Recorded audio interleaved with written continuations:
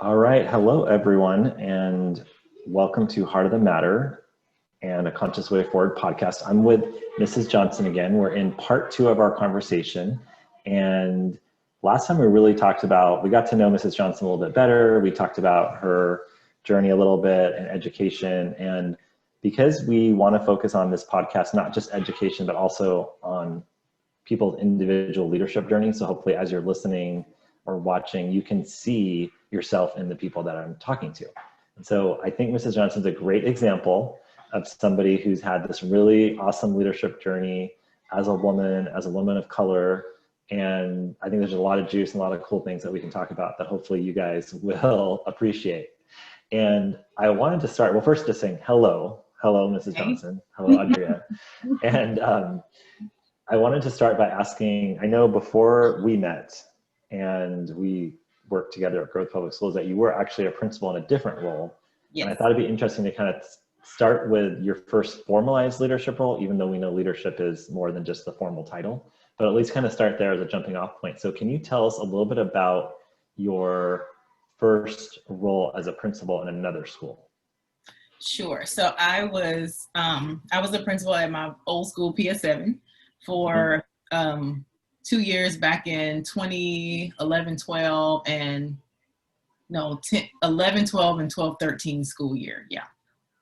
So I did that role for 2 years, and it was just like it's a blur because I don't know, just being in that role in the school where I was, having come from being a classroom teacher, it was just there was just so many layers to what made it just kind of a blur. And quite honestly, it was challenging. It was really, really challenging.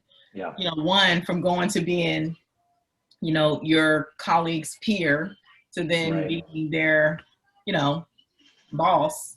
Yeah. That in itself is a weird dynamic. Yeah. And then also a lot of the practices of a high performing charter school like PS7, a lot of the like instructional practices and things like that, in terms of like the hardcore, like, the hardcore stuff. It didn't really apply to my role as a first grade teacher because I wasn't a tested grade. So so kinder and first, we kind of like got off easy, if you will, with the hardcore, like pushing on X, you fill in the blank. And so moving into the leadership role where I now had to lead, lead in this same kind of like dynamic, it was a little, it felt odd. It felt off to me. Right. And so I think in those 2 years, I don't think I was actually leading. I think that my supervisor was leading and he was just telling me what to do to lead. Like, I don't believe that my full leadership style, potential, capacity at all came out in those 2 years in any way.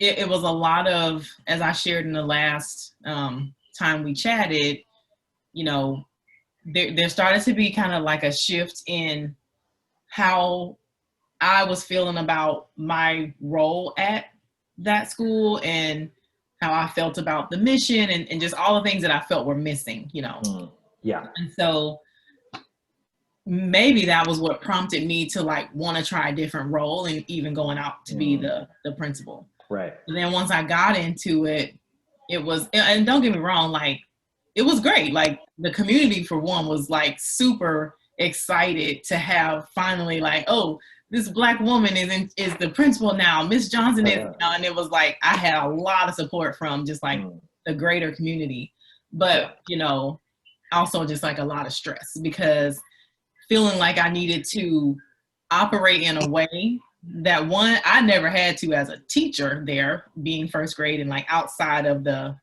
whatever. And then also having to just operate in a way that I just deep down didn't believe in, and things, for example, there is a bit of a like whatever it takes kind of mentality. Mm-hmm.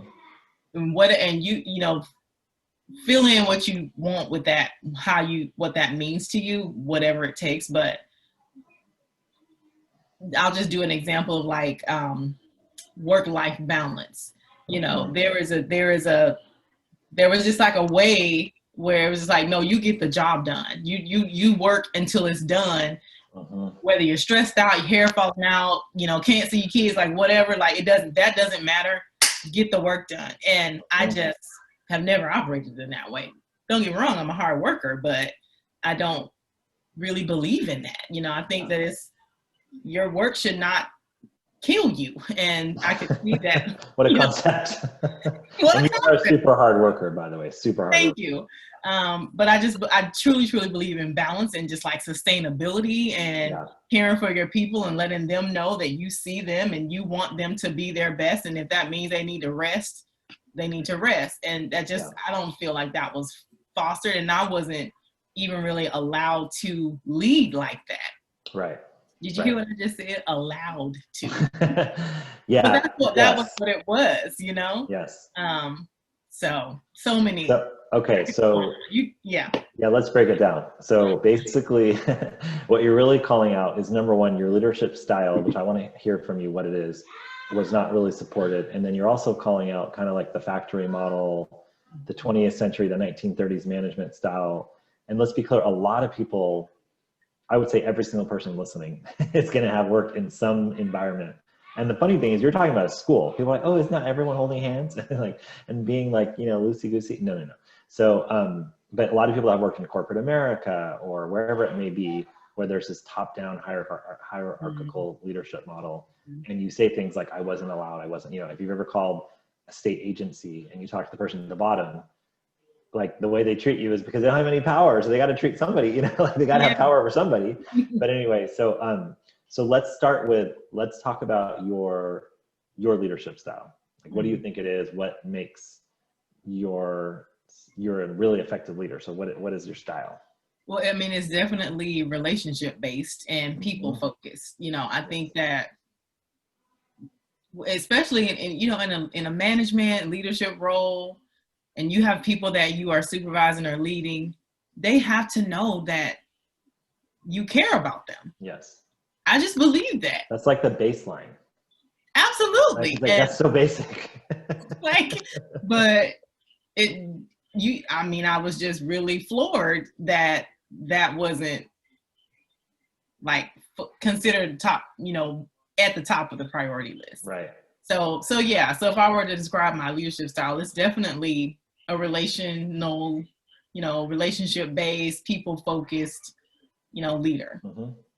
I have come to terms with that, honestly, because I've always been like a feeling person. People call me sensitive, you know, you cry all the time.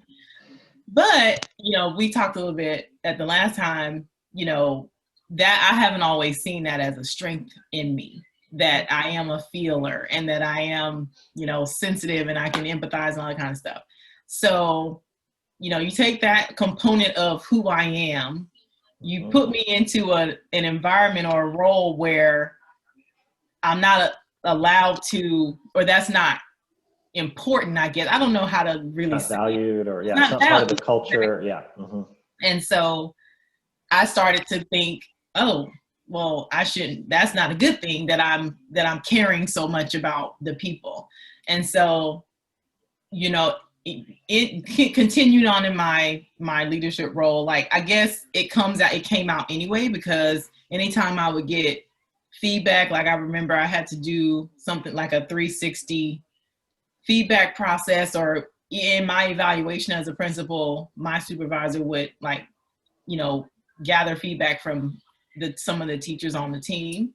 And without a doubt, like every single time throughout the feedback, the thread line or the through line was, she cares. Like, that was a bad thing?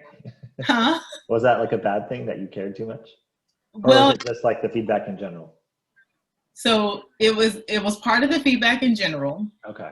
And when I would get feedback on that feedback, it was always, well, you know, that's great, bud. Like, how are you driving this, I see. this? Yeah. And so I started to see that as like, I think I even told you one time, like because then even going into Growth Public, same thing. Like anytime I hear from my team members, Audria, you're just so understanding. I feel so supported. And I would say, I think I said to you one time, that's great and all, but I want people to say, and you've really pushed me, and now I'm a better teacher because of you. And I know this cool instructional strategy because you pushed me and da da da da da. And so just a few years ago, I was kind of like in that place where, yeah, that's fine that I'm supportive and people love that about me, but that's not good enough. I want this other thing over to be said on too. So I'm just coming to terms with the fact that that's okay.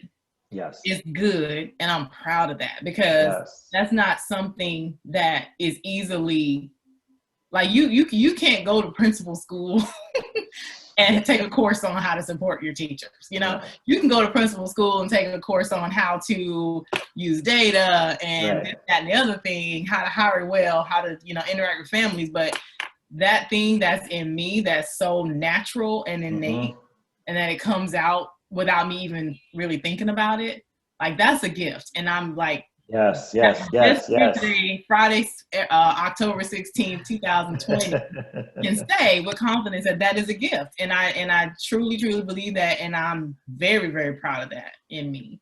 So. Okay, pause for a second, because literally the first, like, the episodes before you are all about intuitive leadership and how we really have to lead intuitively, and we have to, like, really be heart-centered and understand that that's a gift, and that the people listening right now, I guarantee you most of them probably had an experience where they're in a job, in a context, in a place where somebody either told them, or the cultural conditioning or society made them feel that their intuition, the way they could care for people and love people and show people and just intuitively know exactly what to say in a meeting and all that was a bad thing. And then if you listen to what you were saying in your first role as a principal, you were literally saying, I was in resistance to myself. Like, I was in resistance to the best version of myself. Like, my greatest gift is that I'm intuitive, that people feel the love, people feel cared for.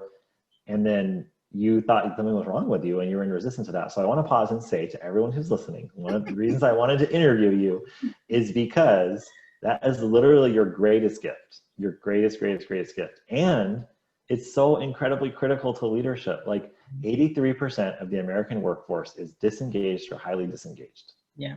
Because what we think leadership is where you're allowed to do something, or you have to ask the person above you, and then you tell the person below you. And I'm here to tell you that 2020 has pulled the rug out from under us, and those days are over. Yeah. From basically 2021 and beyond, or from today, you said October 16th. So October 16th and beyond, the leaders that are just bulldozing and doing all these things, like that is what makes you the most effective leader. And I just want you to talk more about that. Like, what were some of the places along the way where you started to learn how to trust yourself more as a leader, trust your intuition, trust your the things that, you know, you might have ignored before? Like, what did that look like, or what's that process?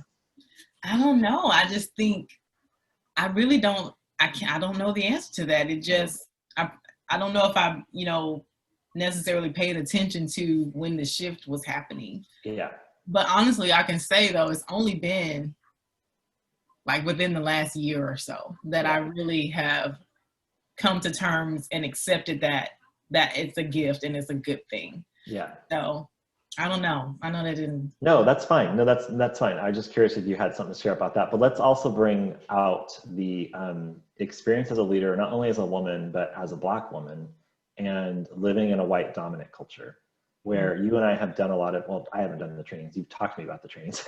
You've done trainings with the teachers around the white dominant culture, white supremacy, and really breaking down what the white dominant culture is all about. Yeah. And your story, it's about the rule of the written word, you know, all about data, cite your source, I mean, I can't remember all of them right now, but I'm sure, I know you can. So, but yeah, I just want to hear from you, because I feel like your greatest strength is when you can really tap into the whole version of yourself, which you brought up last time. Do you feel like you can be the whole version of yourself? And what is it like trying to lead in a world where the white dominant culture is like everything? Well, I can talk a lot about that. So I'm gonna go like a step back, like a few steps back to when I was at PS7, and just like when I entered into the role and I was offered a salary. So my first principal job, I don't know, like, I don't know like what principals should be making. I didn't even go Google it. I just was like, just happy to be here and be able to like support my school and all that kind of stuff. So the offer I was given, now that I think about it, it was garbage. It was trash. And so me not having the skill set to even know how to like advocate for myself and negotiate a salary, I just accepted it, and I just took it, and I was, and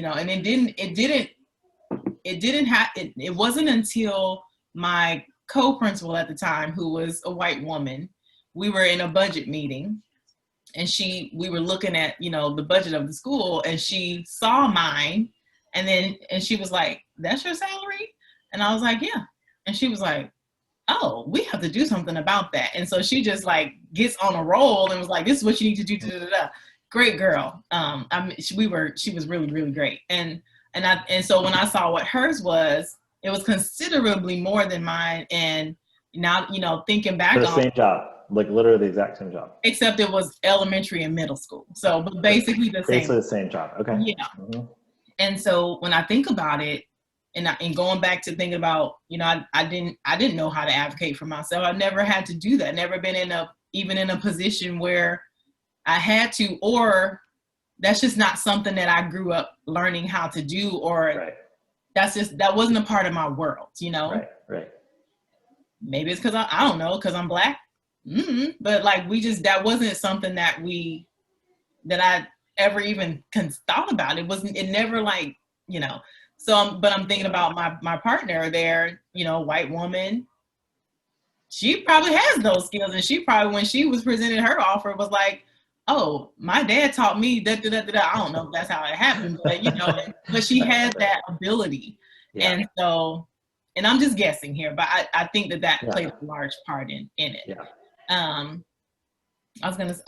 So fast forward to a couple years ago, opening up GPS, and there was a particular colleague that I majorly like bumped heads with, and talking about like, how did I begin to see that like my particular style was okay, and how juxtaposed to white dominant culture and all that kind of stuff.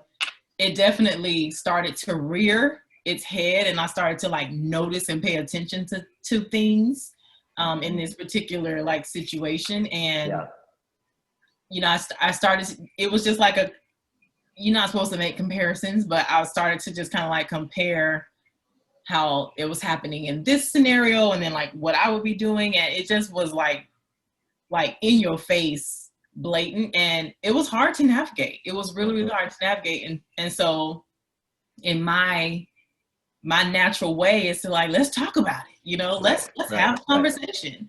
And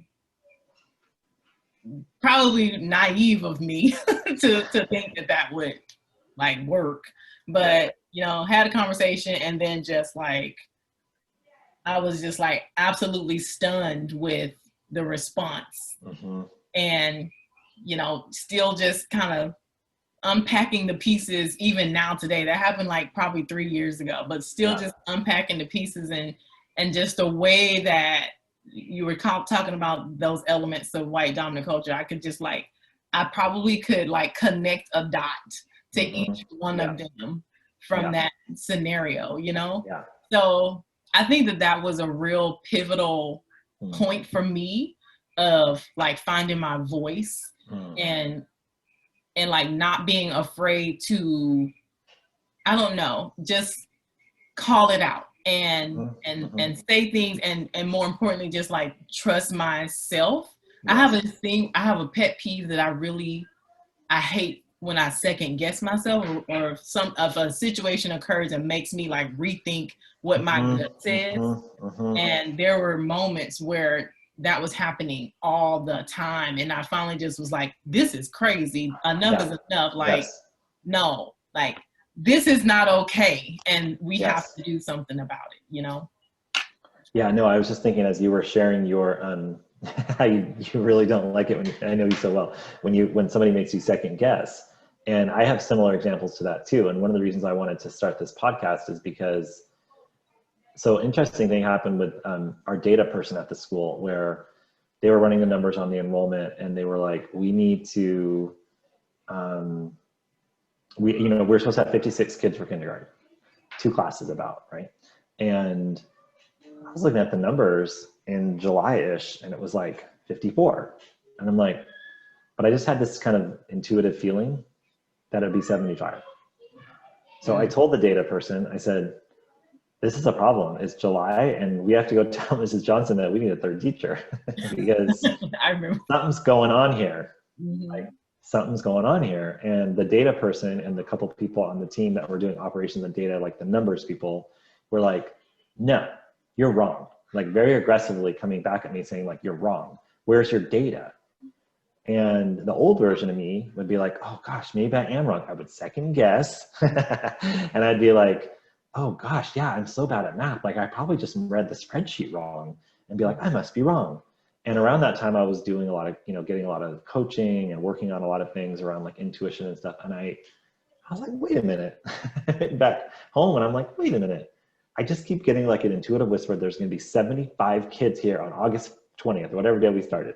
Mm-hmm. And you know what happened? 75 kids to a T showed up on day one. Mm-hmm. And I went and told you, and after about a week of going back and forth and having literally like uncomfortable arguments with the data and operations people, then being like, wait, I actually am the founder. So I get to tell you that I don't care about your data. I really don't care about your data because truth is truth with a capital T. And I know this is true. So I don't have any numbers for you, but I'm telling you right now that I'm going to tell Mrs. Johnson she needs a 3rd teacher. And if I'm wrong, I'm wrong. But this, I get to pull founder privilege. And then we have the 75. But I'm telling this story because I feel like that's what happens to you with the second guessing is that intuitive, you're highly intuitive. Mm-hmm. You know when the message is like clear and you have that feeling. And I've worked with you, for a while and you'll be like, just got that feeling. Like it's just a gut feeling. And then it's true. So when someone comes from the outside and tries to tell you, no, you're wrong. Mm-hmm. That's why that drives you crazy. Yeah. Yeah. And even more so, not necessarily somebody coming from the outside, but when it's me telling me I'm wrong. Right. That's even worse. Oh, let's break that down. Yeah. Let's break that down. Yeah. So you start second guessing yourself because something's true. And then what happens then? So what does it look like for you, what happens when you start to second guess yourself? Well, yeah, I just get really, I get really nervous and I get really emotional. And I don't know if you remember, this is my first time telling you this. So, and it's partly true, but partly there was more to it than what I was letting on. But in the first year, whenever like something would be like really brewing and I would get teary and I would tell you, oh, I get teary when I'm tired. But that's not actually true. Really? I mean, yes, when I'm tired, I am extra emotional, but really more of what it was something just didn't feel right and I didn't know what to do about it. And I felt powerless. Yes. So powerless. So coming into the leadership team of Grove Public Schools, there was me. Mm-hmm. And then I came into an already formed, like I was the 3rd one hired on the leadership team. So I feel like I came into something that was already established. Yeah. And, me not having ever done startup before and all that kind of stuff, I didn't really understand how much my input was needed and necessary for for what we were developing and everything. So anyway, I think part of that, so coming into a leadership structure that was already set up, you in your white maleness, and then there was also another white leader, and me, who I am, like okay, I know my place. I know when to speak up. I know when to shut my mouth. I'm not, part of it is just my personality. I'm not like gonna force my opinion on anything. And I think also just how I'm socialized without really even knowing, like, you don't do that when you dealing with two white folks. No, you just keep cool, all that. But there will be moments where, all three of us were leaders, but and there will be moments where we would be needing to decide something, or a conversation was being had, and I could feel my gut telling me that we needed to do one thing, but I would not say it. I would not speak up because XYZ reason. And then I would get teary and you'd be like, oh, are you tired? I had a long day. I'm just so tired. So I mean, it just didn't, it took a while for me to, and honestly, I owe you a lot for that, because you were adamant that I was the leader, and that you wanted me to know that and trust that and operate as such. And so just in how we had our check-ins, and I have always felt that from you, that you like trusted me, and like that's why you have me here, because I'm supposed to be, and it was interesting because going back to my relational leader strength and style. So when we were, opening and everything, and it was just us and like a couple other people, like planning before school started. And the dynamic was what I described, like, oh, it was you guys and I'm just here and I'm gonna like speak up here and there. But once the people arrived, whether that be the teachers or the kids or the families, there was like, oh, looking at you. It was a total shift, and it became clearer to some that, this one right here, she's actually in charge, and it was uncomfortable, and it didn't make everybody happy. Let's just say it. Yes. So. Well, and I wanted to share that. Well, you don't owe me anything, but that's fine. But no, what I did want to share with you is that the reason I always reminded you that you were the leader is because you were the mirror of me. You were the mirror of the former version of me, which is like, I had a great mentor who would put me into leadership positions, and I'd always be like, oh, I don't really belong here, or like, oh, I'm too insecure, or like, oh, I'm too quiet, or I get too nervous, or oh, imposter syndrome, like, oh, well, I don't really know what I'm talking about. Like, oh, it's just a growing charge school, so she had to pick somebody, like whatever stories you want to tell yourself. And so I saw that in you, and I'm like, oh, I got to mirror back to her that this is really, like, I hired her because I don't know anything about elementary schools. Like, you are the expert. And so every time I saw you do that, it was really just me seeing the previous version of myself, that I was like, I don't want her to have to go through that since I already did. And really, I feel like most places would not really, like, they'd be like, what's wrong with you? Why aren't you stepping up? And that's how it happened to me. It was just like painful. Like, people constantly judging me and being like, well, you're the leader. Why aren't you speaking up? Oh, why aren't you doing this? Why aren't you doing that? Why do you care about the people all the time? Why don't you worry about the numbers and all that kind of stuff? And I'm like, no, I'm not building an organization that's going to be about that. And honestly, I made some, not bad choices. I just made choices that I didn't know better until later. Like, the leadership structure was not the right leadership structure. And then we were going to open multiple schools, and then we changed it. And so it was really clear that you were the leader. And I want people listening to really understand that even though you were put in the position as the leader and the expert, that you self-sabotaged. Yeah. Which is fine, because we all do it. I just want people to understand that, because we all do it to ourselves all the time. Yeah. You said you're the expert. So that's like another, I feel like, part of my growth that I'm still experiencing. And that is like in my professional capacity and just personally, like, I have something to offer. Like, it's really starting to sink in that, like, I am a good person. Like, I have gifts and skills that are valuable, and and it's just I mean, little things are happening just like in my personal life that are like starting to confirm that. And it's weird because I don't know, because it's just like I'm not like I don't like to boast or like puff myself up. I much rather like be in the background and things like that. And so but just hearing like people's just different things that have been happening and sharing with me that like I bring value to this, or I am important here, or things like that I never really thought about myself. And it's not to say that I have like low self-esteem or anything, because I don't think that's the case, but I just have never like viewed myself in that way, that I'm bringing like value to X scenario or whatever. So, but I do have, as we were talking, I do have like in a moment where I kind of started to, you were talking about my leadership journey. And so yeah. I have a moment that I think was pivotal for me, cool. and Great. kind of like where I am today. Okay. So it was going back to the not having the advocating for myself skills. Yes. In my first role. And so a few years ago when I came to you about advocating for my salary. Oh yeah. And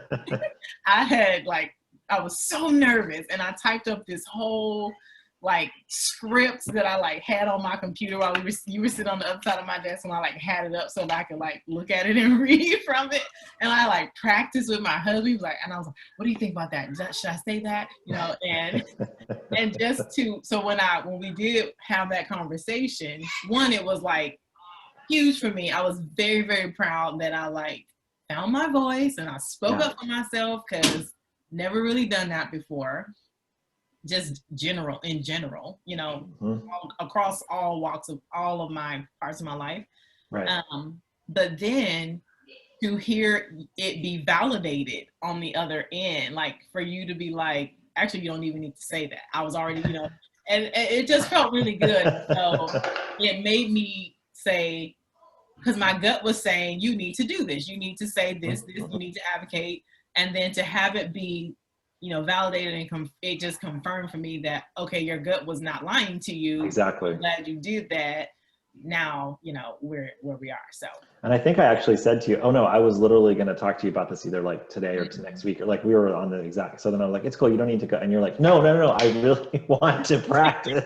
And I remember telling the board chair about that. And he looked at me like, y'all are weird. Like he didn't even understand it, because he's a business guy. So he was like, she wanted to advocate. You told her she was getting a raise and she wanted to practice. Like, what are you talking about? And I'm like, oh, you don't understand our relationship if you don't understand that.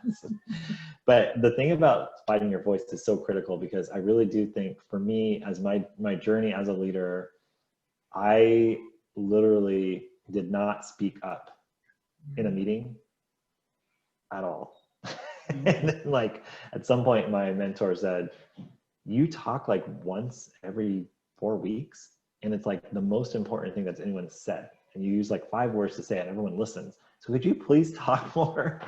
And I remember telling you the same thing. I'm like, we got to find our voice. So for me, it was like at every different step along the way, I started finding the comfort in my own voice, like saying it out loud. And even just doing this podcast was like a huge step for me, because it's like, oh wait, your voice is going to be out there. Like you're going to be using your voice all the time. And so when you said you found your voice, I was like, oh, it was like music to my ears, because that is my dream for everyone who's listening, for every leader who doesn't fit. This podcast is all about leaders that don't fit the box of, the traditional white male leader that everyone expects to be the leader. It's like, no, if you don't fit that box, then my dream for you is that you find your voice, you trust your intuition, you trust yourself, you don't second guess yourself, you advocate for yourself, like all the things you're talking about.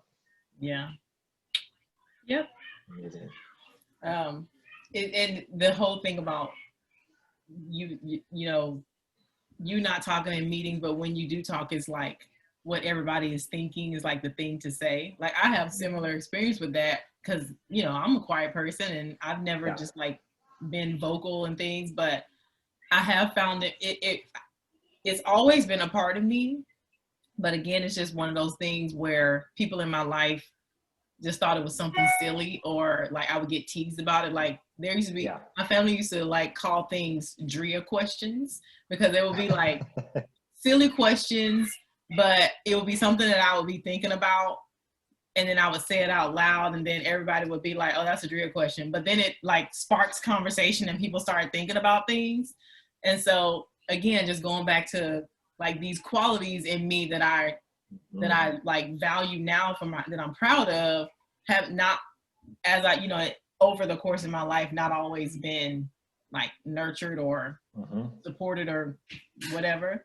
Yeah. But yeah, I think that, and I think that that's one of the cool things about being the leader at GPS, because so since we've been in this distance learning situation, I've done a couple of like videos out to the families, just to kind of sharing my thoughts on what's going on at a particular time. And each time I did it, I would get feedback from families. Oh, I was thinking that. Oh, I was hoping that. I've been feeling that way, and it just feels so good to hear you say it, you know? So it makes me, like, okay, that's a good thing. So like, keep following that gut. And as much as I hate, you know, recording the videos and seeing myself on the thing and listening to my little country voice on the video, it's good because it helps, it confirms for people, and it kind of like eases some anxieties or worries or whatever that might be going on in the community. And I think, you know, that's part of my role, is to make sure that the people are good, even the families. Like, you see how that just works? Like, even in that little way of just making a video makes the people feel like they're cared for and that they're, you know, supported. So. And you're using the sixth sense to really feel into like, what is it that your people need? What is it that's happening? And even what's crazy is, even though they're not in the building, because you're so good at doing it when they're in the building, but when they're not in the building, you still can just like feel the energy. You can feel what the parents are feeling. Well, I mean, you have your own kid in the school, which helps, but like you can kind of connect with that and then just share it so precisely. Yeah. So.